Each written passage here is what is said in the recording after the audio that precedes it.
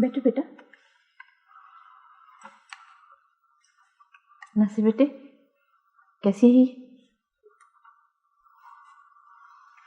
अच्छी है। किसकी है?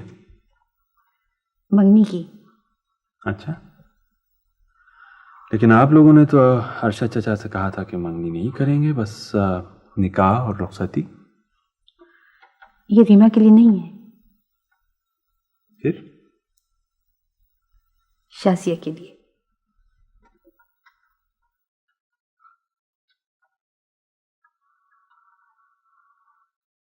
फारूक साहब, रमीज हमारा इकलौता बेटा है। वैसे हमें रिश्ता मांगने की कोई प्रैक्टिस तो नहीं है, बस हमारी ख्वाहिश थी कि रीमा बिटिया हमारे घर।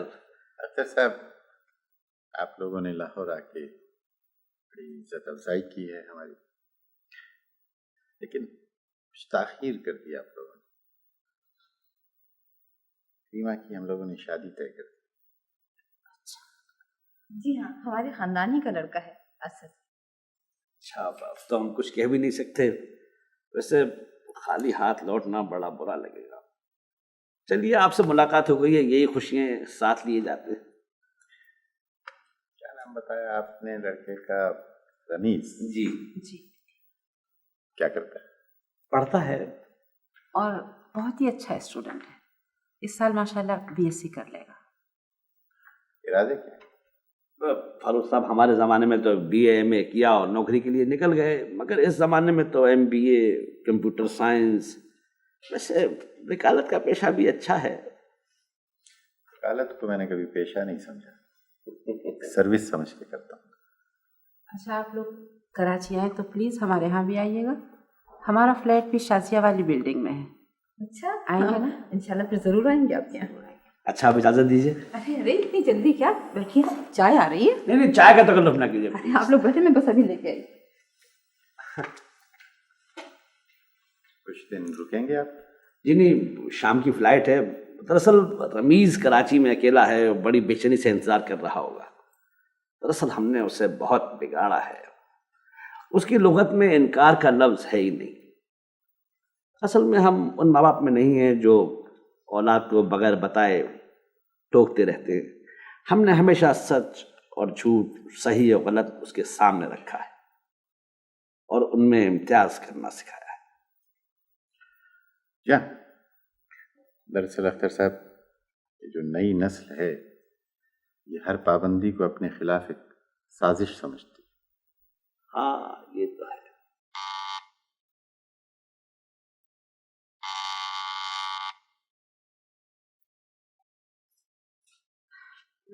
नासिर, तुम? What a pleasant surprise.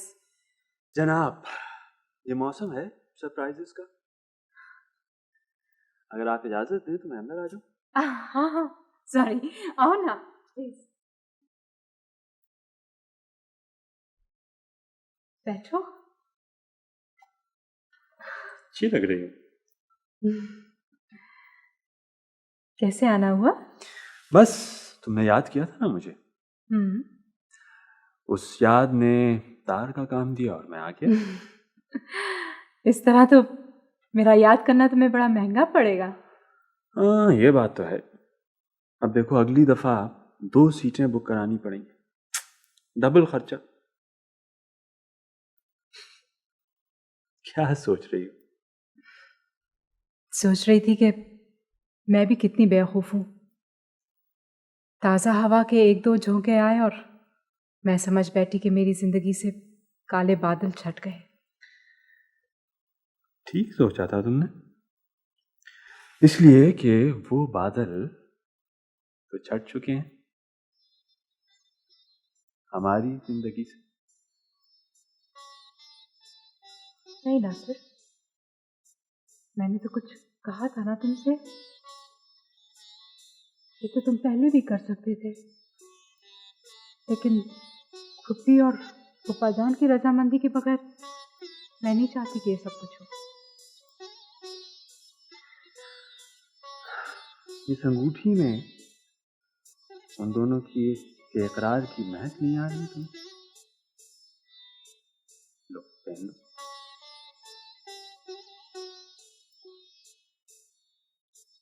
नहीं चाहती, नहीं, इसकी कोई जरूरत नहीं।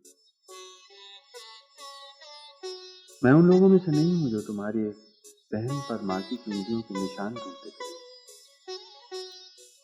तुम्हारा माजी तो हम दोनों की अमानत है।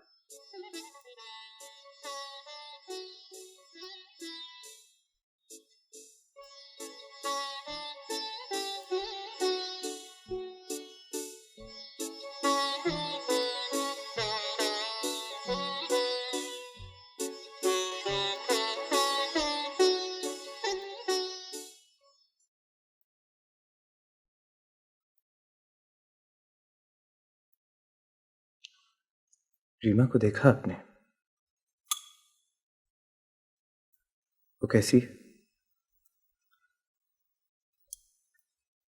उसे कैसे देखते हैं, वो तो बेचारी कमरे में बंद थी। उसकी उसकी जिंदगी का फैसला हो रहा था और उससे किसी ने पूछा तक नहीं। बेटे ये तो होता है। वो सब कुछ जो होता चला आ रहा है अब्बू, हम उसे तस्लीम क्यों कर लेते हैं? देखो, रिवायत आदत का दूसरा नाम है। बुरी आदतें तर्क भी तो की जा सकती। रमेश, रीमा अब दूसरे की अमानत बन चुकी है। उसका अब तुम्हारे ख्यालात में आना भी बुरी बात है।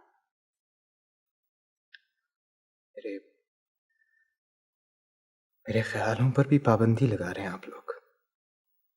देखो, खून के धब्बे उस वक्त होते हैं जब वो ताज़ा ताज़ा लगे हो। इनको थोड़ा लो, आगे की तरफ देखो।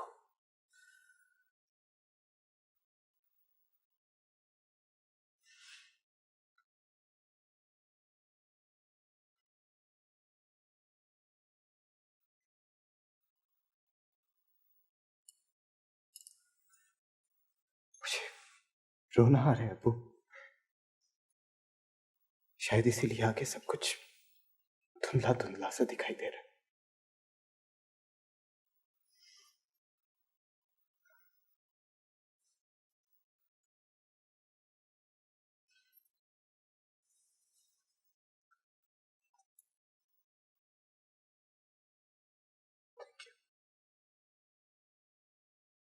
थैंक यू अम्मी। Thank you for trying. I love you बहुत।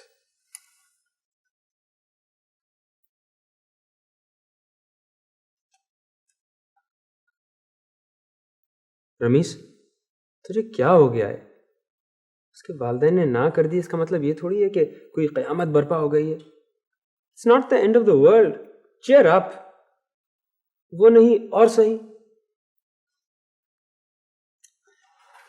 तुम लोग नहीं समझोगे यार, तुम लोग समझ ही नहीं सकते। अरे तुम जा कहाँ रहे हो? पता नहीं, कहीं I don't know Adil, I don't know। देख, तेरा अगर इतना ही मूड ऑफ है ना तो यहीं ठहर जा। नहीं, मैं ठीक हूँ। तेरे पास कुछ पैसे हैं? हाँ, कितने चाहिए?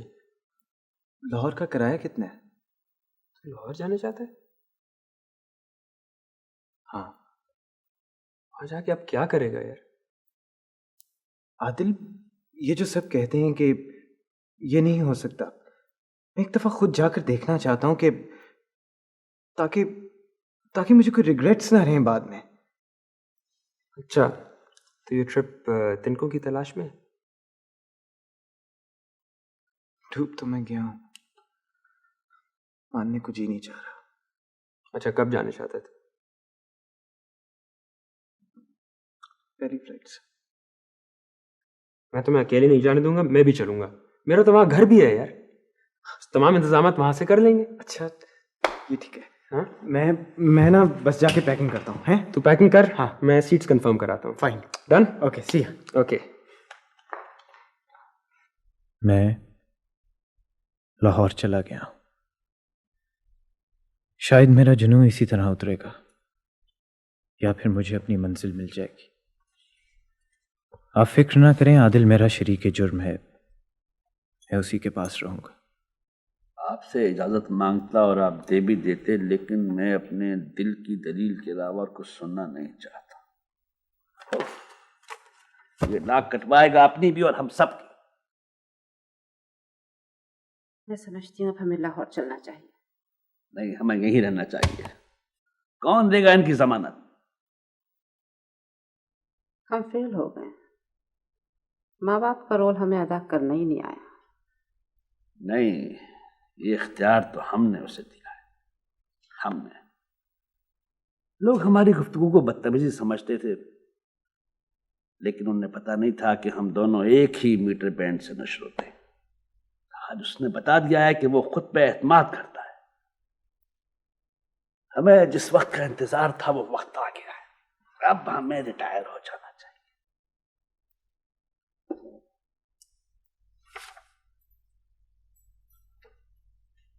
साहब जी, आपसे मिलने आया कोई? कौन? कोई रमीज साहब हैं, कह रहे थे कराची से आए। पहले नासिर साहब को पूछा, मैंने कहा वो घर पर नहीं है, तो आपसे मिलने को कहा। यहाँ क्या लेने आया है? कह दो उससे कि इंतजार करे, अमान को भेजो।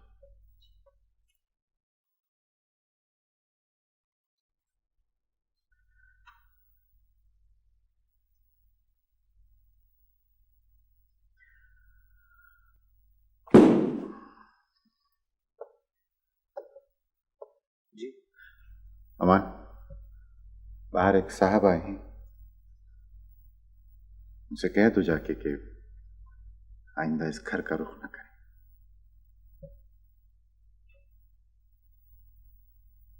जाओ, खड़ी क्यों? जी अच्छा।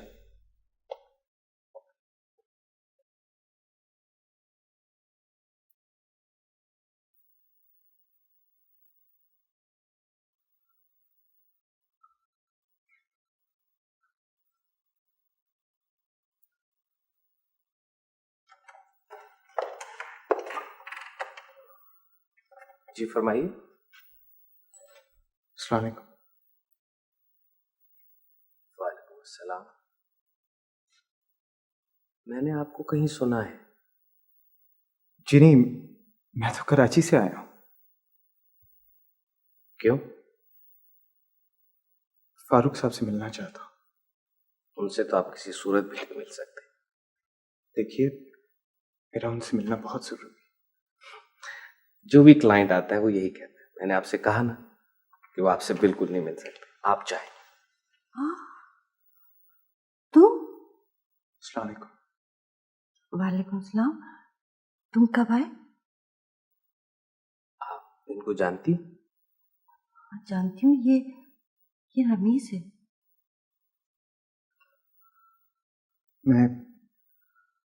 मैं रात ही कराची से आया हूँ। देखें, मैं चाह रहा था कि मैं अपना केस खुद प्लीड करूं। आप समझ रही हैं ना? और रमीज, देखो, जज्बात से काम मत लो। अब अजानी को अगर गुस्सा आ गया ना, तो तुम्हारी बहुत बेइज्जती करेंगे। इस बात से रीमा को बहुत दुख होगा। रीमा, रीमा कैसी है? भाई बहुत गड़बड़ हो जाएगी, तुम यहां से जाओ। सिर्फ एक बार मैं रीमा को देख सकता हूँ? ये नामुमकिन है रमीज, तुम क्यों उसके जख्म ताज़ा करते हो? नहीं, मैं तो चाह रहा था कि एक बार फारूक साहब मुझसे मिल लें, मुझे देख लें, मेरे साथ बैठकर बातें कर लें। वो समझ जाएंगे कि मैं कोई फुटपाथ का रोमियो नहीं हूं। आप प्लीज मेरी उनसे सिफारिश कर दीजिए। अमान जी, मैं आया जी। मैं देखो रमीज, तुम यहां से चले जाओ, क्योंकि तुम्हारे यहां रहने से कोई फायदा नहीं। प्लीज चले जाओ।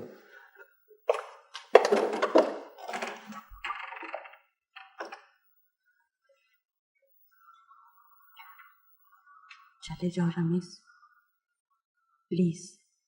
शाबाश। देखो, हमारे यहाँ इस तरह की हरकत को बर्दाश्त नहीं किया जाता। चले जाओ, रीमा की खातिर से चले जाओ।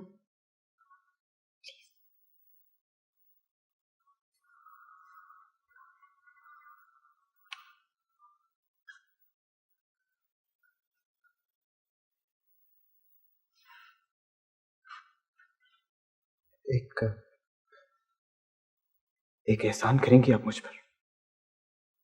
कहो। रीमा से कहिएगा कि मैं आया था।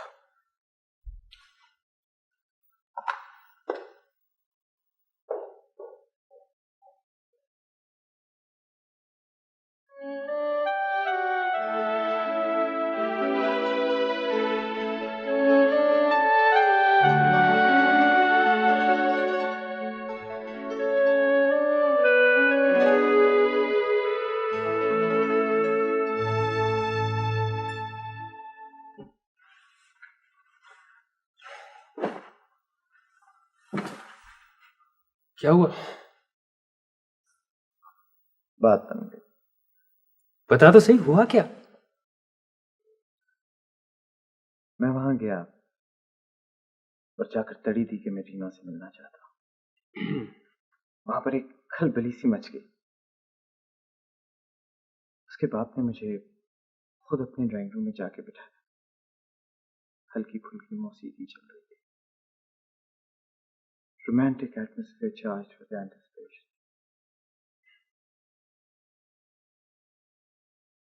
फिर हवा की आहट, उसकी आमद।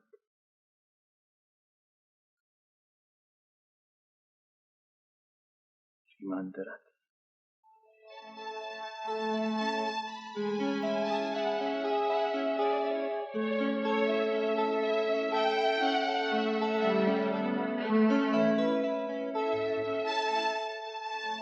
मैं कहता हूँ रीमा, वो कहती है जी। मैं कहता हूँ मैं कराची से आया हूँ मिलने के लिए।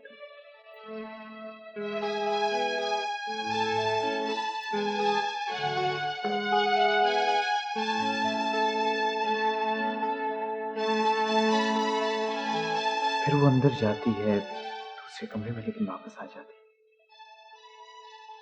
मेरे लिए आदिल अपने हाथों से रीमा चाय बना कर लाती।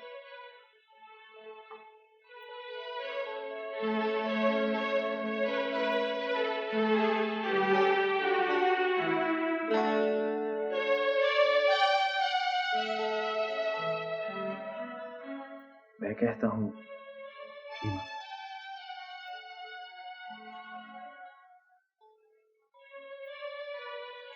मैं तुमसे कुछ कहना चाहता हूँ।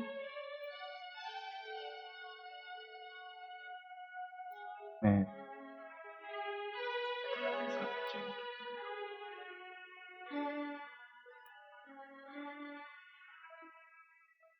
फिर रमीज?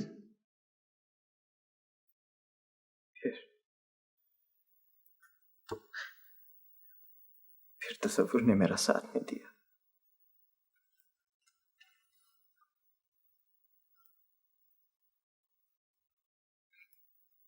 मैं हार गया आदिल। मैं हार गया। क्या मतलब? ये सब कुछ झूठ है? हाँ हाँ, ये झूठ है, ये झूठ है।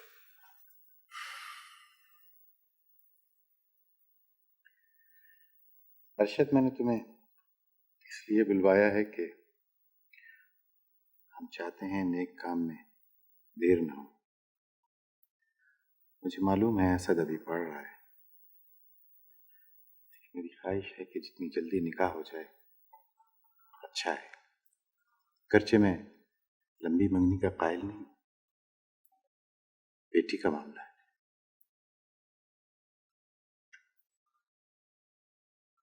क्या सोच रहे?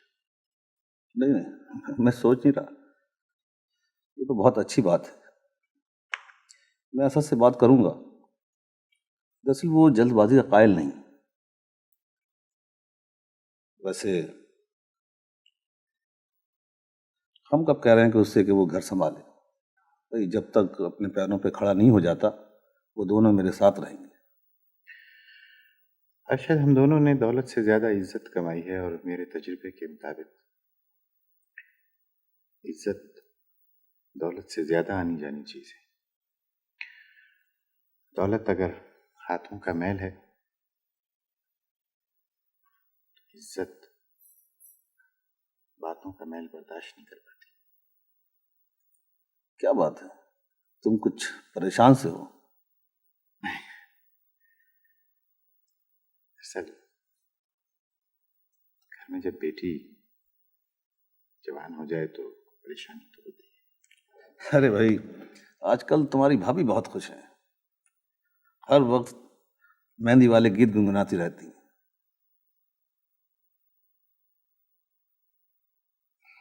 लेकिन ये राजा ने ऐसा क्यों किया? बेटा, राजे तो होते ही ऐसे, इसीलिए तो आजकल राजे महाराजे होते ही नहीं। लेकिन इंग्लैंड में तो है ना एक रानी। हाँ, लेकिन वो तो नॉन प्लेइंग कैप्टन है ना। अच्छा, आप मुझे ये बताएं कि वो उस बेचारी शहजादी का क्या हुआ? भाई, शहजादी का क्या होना था? वो इतना रोई, इतना रोई, इतना रोई कि उस साल शहर में राया को पानी की किल्लत ही ना हुई। तो शहजादी ने राजा से बात नहीं की क्या? बेटा, जो रिवाज होते हैं ना, ये बिल्कुल चपरासी की तरह होते हैं और इनसे गुजरना बड़ा मुश्किल होता है।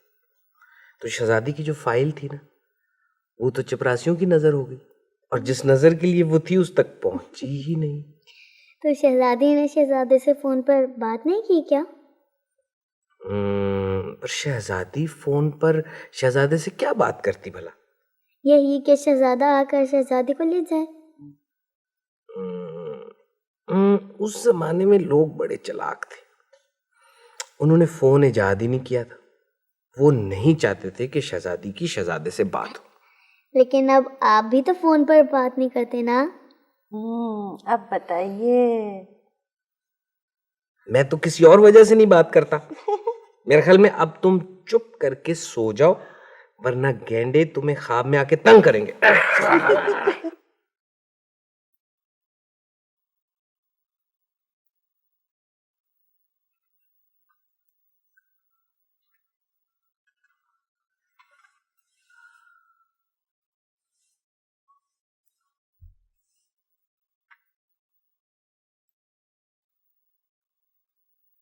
तुम क्या सोच रही हो? आपने बात ही ऐसी कह दी। मुझे तो कुछ समझ में नहीं आ रहा कि आखिर उन्हें इतनी जल्दी क्यों है। जब से फारूक ने मुझसे बात की है मैं खुद बहुत परेशान हूं। कहा तो मंगनी के लिए तैयार न थे और अब निकाह पे इतना इसरार। गड़बड़ मालूम होती है, आप पता तो करें। मैं नहीं चाहती कि इस जल्दबाजी में हम कोई भूल कर बैठे। असद के मुस्तकबिल का सवाल है। वैसे तो फारूक मुझे बता देता, लेकिन उसने मुझसे सिर्फ इतना कहा है कि निकाह फौरन हो जाना चाहिए। मेरे समझ में नहीं आ रहा कि ठीक है मैं उससे बात करूंगा।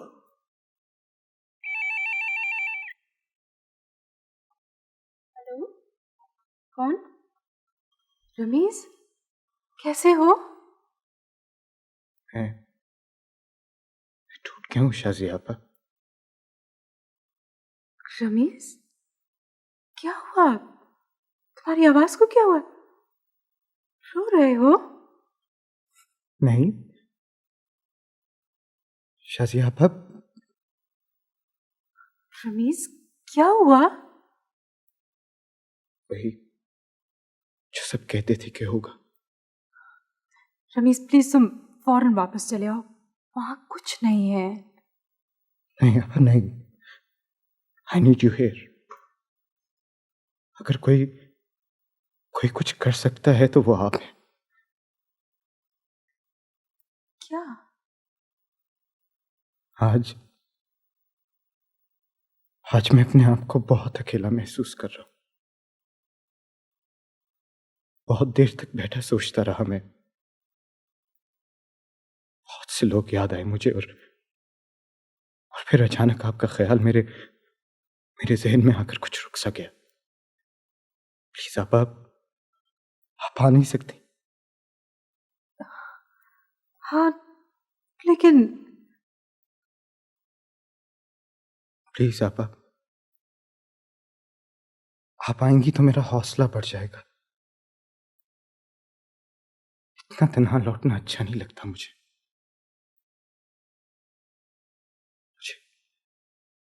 मुझे अपने आप से वहशत सी होने लगी। मैंने कभी शिकस्त नहीं देखी, कभी नहीं देखी मैंने। I can't cope with it. Ramiz, अच्छा सुनो, मैं आ रही हूँ। शाम की फ्लाइट लेने की कोशिश करती हूँ। अपना नंबर तो दे दो मुझे। हम तो यहाँ आके फंस गए। अच्छी खासी तैयारियां कर ली थी वापस जाने की अम्मान ने। सारा प्रोग्राम तुमने बिगाड़ा है। एक जगह बैठे बैठे काई जम जाती। अरे अमान भाई, ये तो जमाना है खाना बदोशों का। तो भाई मैं भी तो यही कह रहा हूँ। अब तो खैमे की तनाबें भी ढीली हो गई और तुम अपने मामले में कुछ ऐसे उलझे कि तुम्हें पता ही नहीं कि घर में दूसरा कौन सा ड्रामा हो रहा है। ड्रामा? कैसा ड्रामा? वो एक लड़का था ना कराची में, रमीज। हाँ, बड़ा अच्छा लड़का है। शाजिया उसकी बहुत तारीफ करती। वो यहाँ आया था। यहाँ? अच्छा, मुझसे मिलने? नहीं नहीं, तुम गलत समझ रहे हो। यहाँ क्यों आया था? भाई रीमा की बात करने आया था। पता है, उससे पहले उसके माँ बाप आए थे रिश्ता लेकर। उस वक्त तुम कराची में थे। रमीज और रीमा? उसकी ये हालत देखी नहीं जाती। खैर हालत तो तुम्हारी भी यही थी, लेकिन तुमने अपनी हालत हमसे छुपा ली थी। शाजिया ने आज तक कभी जिक्र नहीं किया। अच्छा हाँ, मैं तुम्हें बताने ही भूल गया भाई, वो अपनी रीमा बेगम का रिश्ता हो रहा है ना। रीमा का? MBA कर रहे हैं मौसूफ। रीमा ने हाँ कर दी? क्या मतलब? मतलब किसी ने रीमा से भी पूछा है? रीमा से? नहीं, लेकिन वो ना क्यों करती? क्यों, ये क्यों पूछ रही हो? नहीं, यूं ही।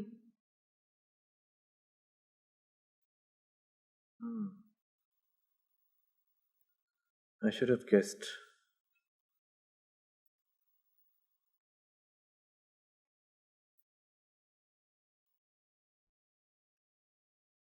ये क्या शक्ल बना रखी है, ऐसा लगता है जैसे बेटा रूठ के चला गया है।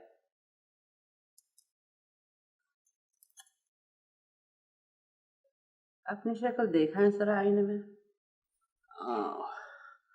उसने ये भी ख्याल नहीं किया कि हम दोनों लोग बोर हो रहे होंगे। आपका तो सिर्फ फाइटिंग पार्टनर गया है। मुझे तो ऐसे लगता है जैसे मेरी जिंदगी बेमकसद होकर रह गई।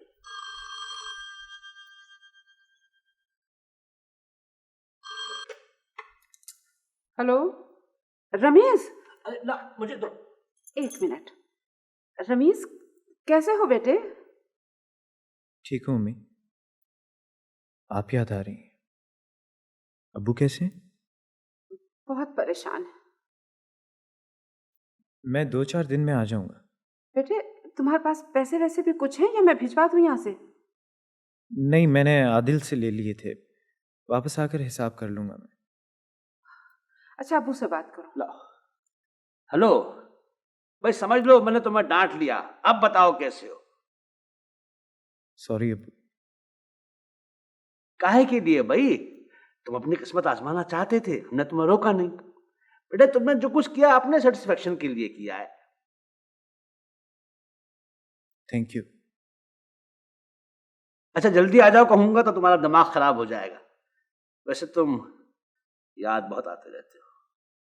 मुझे भी तो दीजिए ना रमेश। बेटे तुम्हारे बगैर घर बिल्कुल वीरान हो गया है। मेरा बहुत दिल घबराता है। प्लीज जल्दी आ जाओ। नहीं शादिया, अब कुछ नहीं हो सकता, बहुत देर हो चुकी है। मुझे पहले बताना चाहिए था। मुझे क्या पता था कि इतनी सी बात इतने बड़े तूफान में तब्दील हो सकती है।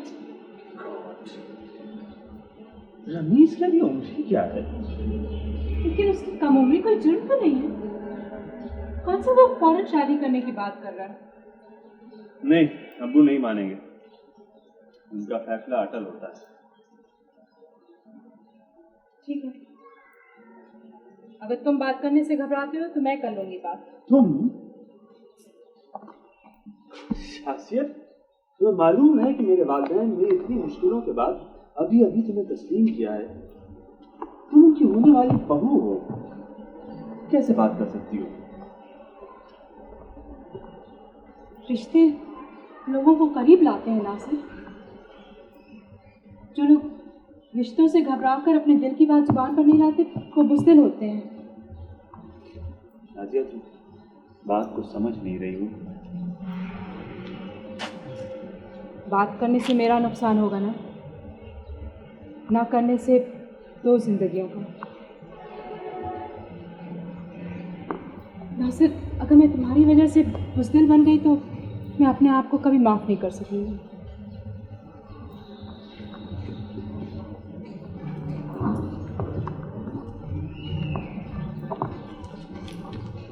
कोई मेरा इम्तिहान ले रहा है शायद।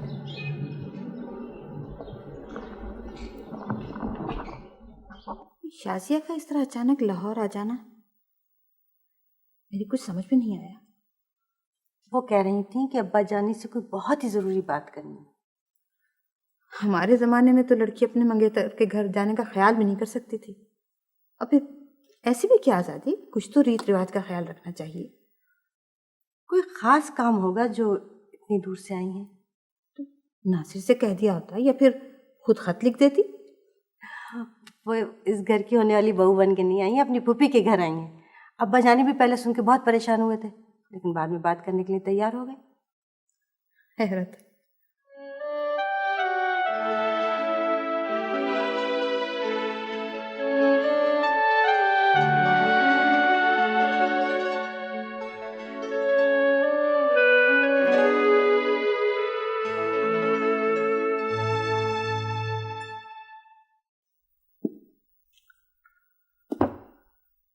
कुछ तुम कहना चाह रही हो, शायद मैं उसे समझ नहीं पा रहा। जी, वो रमीज़ यहाँ आया था, मुझे बहुत अजीज़ है वो। उसी का केस लेकर आई हूँ आपके पास। लेकिन क्यों आया था वो यहाँ पर, जबकि उसके वालिदैन को हमने जवाब दे ही दिया? फिर ये रोजाना नई नई सिफारिशात मुझ तक क्यों पहुंचती हैं? बड़ा शरीफ लड़का है, लेकिन इस वक्त उसे सही और गलत में फ़र्क नहीं नज़र आ रहा। उसे सिर्फ अपनी ज़िंदगी उजड़ती हुई दिखाई दे रही है। मायूस होकर उसने मुझसे बात की। जानती हूँ कि आज यहाँ आकर मैंने बहुत कुछ दांव पर लगा दिया है, लेकिन उसकी हालत देखी नहीं जाती। देखो शाजिया, हम इस ड्रामे से मुतासिर नहीं होते। अच्छा लगता है ये सब कुछ फिल्मों में, किताबों में। आपने अपनी जिंदगी को, अपने खानदान को इस वबा से बचाने की भरपूर कोशिश की है, लेकिन वबा फिर भी आपके घर तक पहुंच ही गई। ये वो मर्ज है जिससे हर इंसान बचना चाहता है, लेकिन बच नहीं सकता। गलत है ये सब कुछ। कोई मर्ज मेरे घर तक नहीं पहुंच सकता जब तक मैं इस घर में मौजूद हूं, और मेरा घर इसी माशरे में है।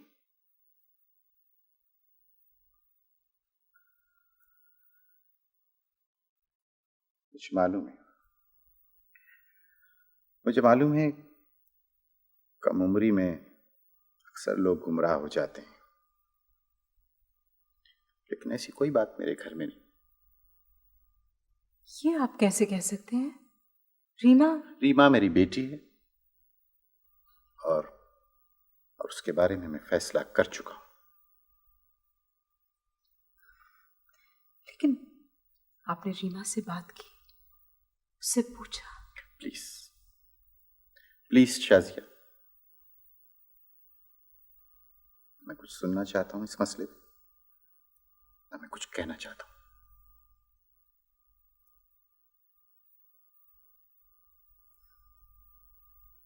चुप भी एक दीवार है जिसके पीछे इंसान अपनी ज़मीर से छुपना चाहता है,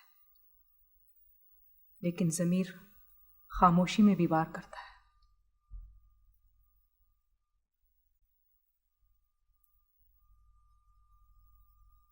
मुझसे कोई गुस्ताखी हो गई हो तो माफ कीजिएगा।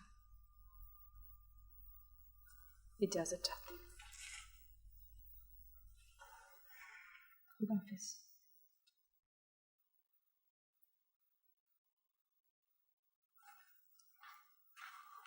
रमीस, अब जाकर नहा ले। भाई, जिंदा रहने के लिए सांस भी लेना पड़ती है। चाहता हूँ यार, पहले मेरी जिंदगी का फैसला तो हो जाए।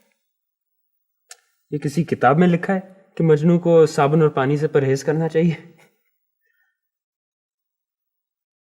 आदिल यार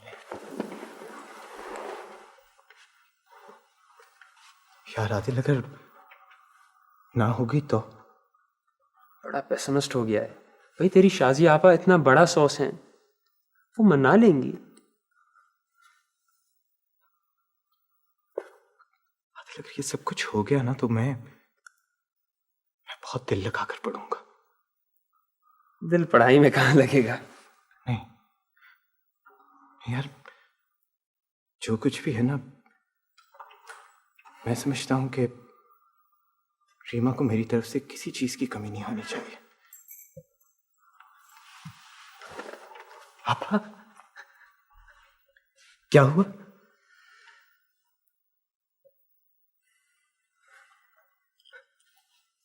देखा दिल, मजाक कर रहे हैं।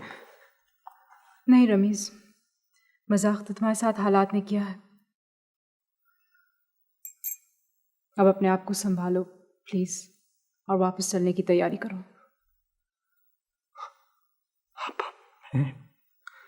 हाँ रमीज, अगर उम्मीद की एक भी किरण भटकती नजर आती तो मैं उसे तुम्हारे पास ले आती। आई एम सॉरी, कोई उम्मीद नहीं है।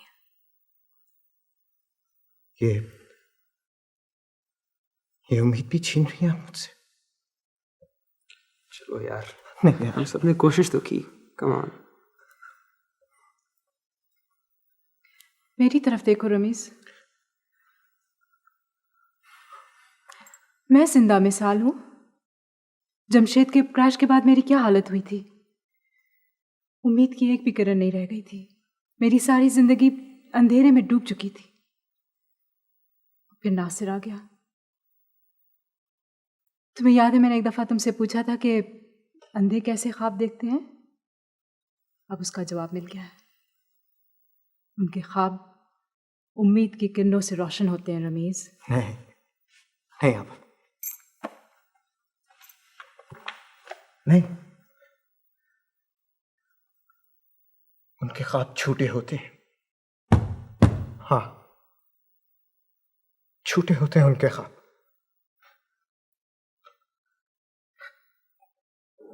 एक केस है, बज़ाहिर आसान सा केस है, इलोपमेंट का। एक लड़की किसी लड़के के साथ घर से भाग जाती है। लड़की के वालिदैन पुलिस में रिपोर्ट दर्ज कराते हैं। लड़के को पकड़ लिया जाता है। लड़की को वापस उसके वालिदैन के घर भेज दिया जाता है। लड़के का कोई स्टैंड ही नहीं है। वो सिर्फ ये कहता है कि उसे उस लड़की से मोहब्बत है और वो उसी से शादी करना चाहता है। और चूंकि लड़की के वालिदैन इस शादी के खिलाफ थे, इसलिए उसे मजबूरन ये सब कुछ करना पड़ा।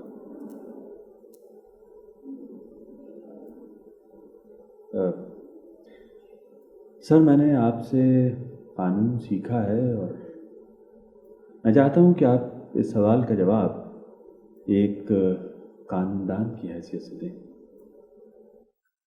अगर कानून के हवाले से मैं बात करूंगा तो मुमकिन है तुम हार जाओ।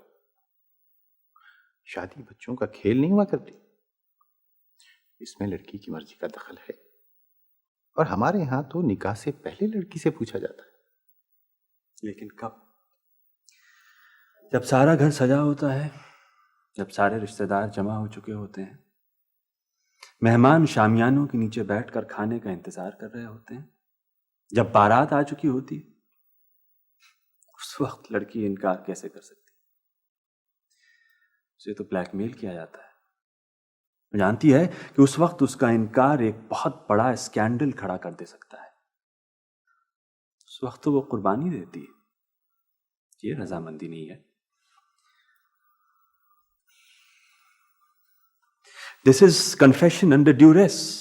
नाजायज दबाव के तहत उसे रजामंद होने पर मजबूर कर दिया जाता है और ये किसी भी कानून के तहत जुर्म है।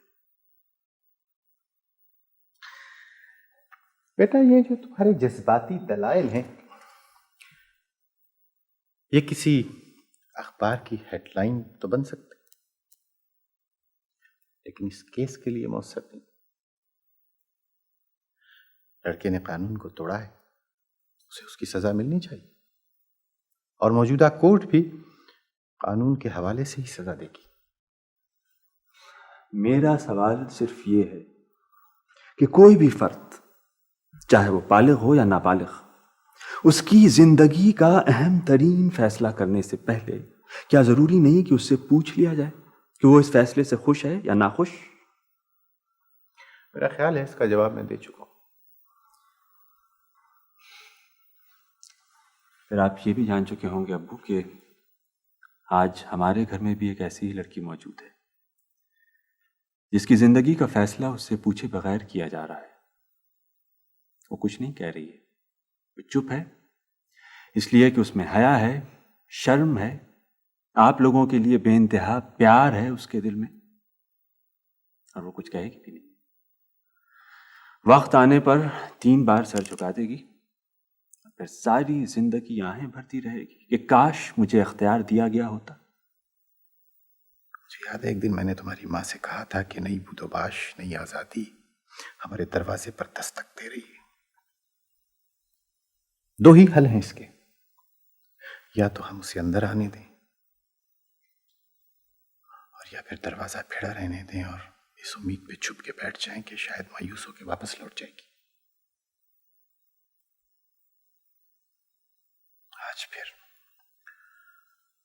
आज फिर तुम उस आजादी की बात कर रहे हो नासिर। सुनो, हमारी बात गौर से सुनो नासिर। आज तक हम अपनी रिवायात के साथ जिंदा रहे, लेकिन आज लगता है जैसे इसमें कहीं दरार पड़ रही है। कहीं कोई दरार नहीं पड़ रही है अब्बू। और जिस बूदोबाश और आज़ादी का आप जिक्र कर रहे हैं, तो मैं तारीख के हवाले से ही बात करता हूं कि यह आज़ादी तो हमें आज से 1400 साल पहले मिल चुकी है। खानदानों और घरानों का इम्तियाज तो उसी वक्त खत्म हो गया था जब मेजबान ने चिराग बुझाकर मेहमान की तवाज़ो की थी। और आज हम फिर से उसी जगह पर खड़े हैं जहां आज से 1400 साल पहले खड़े थे। हमने अपनी आजादी खुद सल्ब कर ली है, रिवायात के नाम पर, रस्म रिवाज के नाम पर।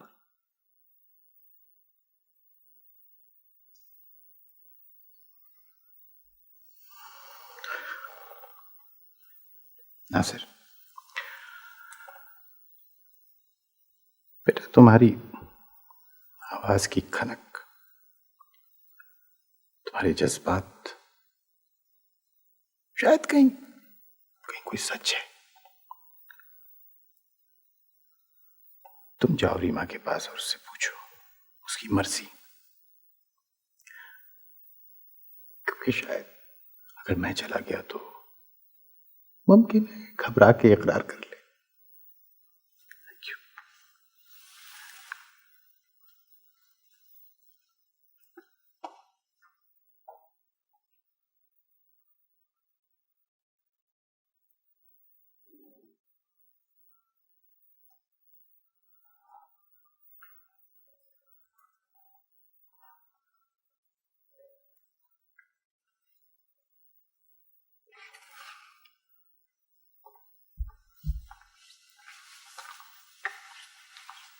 सीमा, जी अब्बू जानी। बेटा अपनी अम्मी को बुलाओ।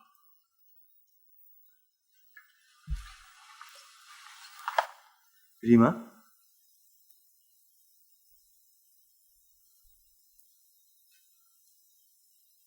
रीमा मुझे तुमसे कुछ पूछना है।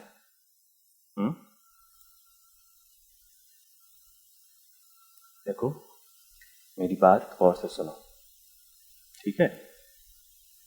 मुझे अब्बू ने भेजा है तुम्हारे पास। क्या तुम असद से शादी करना चाहती हो? डरो नहीं, जो तुम्हारे दिल में है वो बता दो।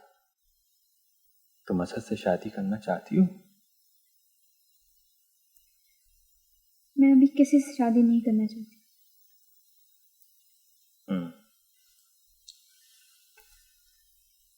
देखो रीमा, तुम जानती हो ना कि तुम अभी रमीज से शादी नहीं कर सकती, वो अभी पढ़ रहा है। जी। फिर क्या तुम उसका इंतजार करोगी? देखो रीमा, तुम्हारा जवाब देना बहुत जरूरी है। जवाब दो।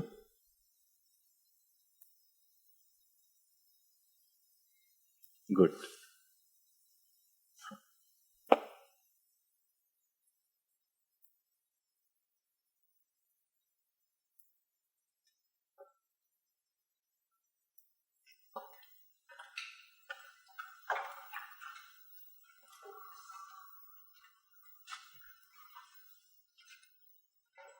अबू, रीमा असद से शादी के लिए तैयार नहीं है।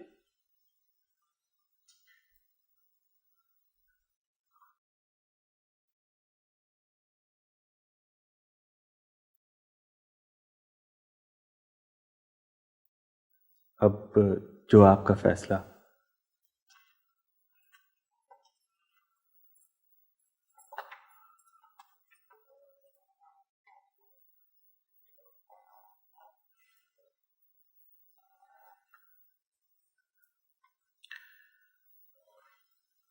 रीमा, बेटा हमें तुम्हारी सादतमंदी बहुत पसंद आई, इसलिए कि तुम चुप रही।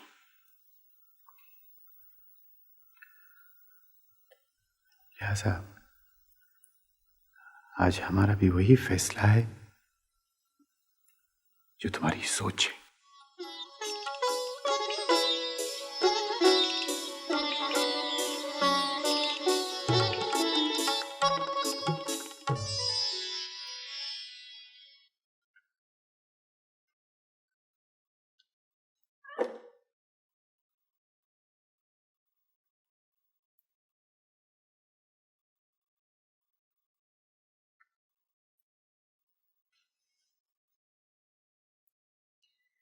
क्यों जनाब रमीज साहब, क्या हाल है?